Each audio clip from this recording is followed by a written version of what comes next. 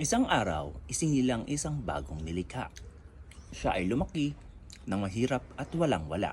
Kaya't siya ay nanalangin na sana siya ay pagpalain. Kinabukasan, nakasalubong niya sa isang lansangan ang mayamang nilalang na sakay ng isang karwahe na pinaandar ng mga kabayo. Naawa ang mayamang nilalang.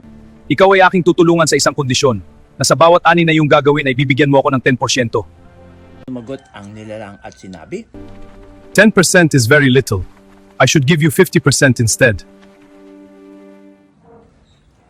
sa unang taon tuwang-tuwa ang nilikha kaya't nagbigay siya ng 50% sa kanyang amo.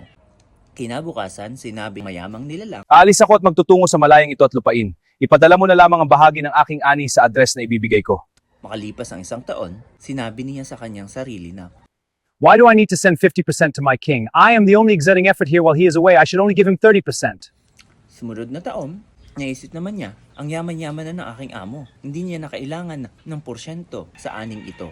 Ako din laan naman na nahihirapan, kaya't 10% lamang ipadadala ko. Ang sumunod na taon, naisip niya, hindi ko na padadalhan ng aking amo. Siya naman ay walang ginawa kundi magpasarap lamang dun sa lugar na kanyang pinuntahan. Samantalang ako ang nagpapakahirap dito, tapos siya, tatanggap na lang ng tatanggap ng porsyento? No, hindi na ako magpapadala ngayong taong ito. At sa mga susunod pa. Kinabukasan, tumating ang kanyang amo at sinabi sa kanyang, Bakit di ka nagpadala sa akin ng bahagi ng ani ayon sa ating kasunduan? at sinabi ng nilalang, ang tagal-tagal niyo nang hindi dumadating dito. Wala na yata kayong pakialam sa akin o sa iyong kaharian. Bakit kailangan pa kitang padalhan? Nagalit ang mayamang nilalang kaya't pinalayas niya ang nilikha.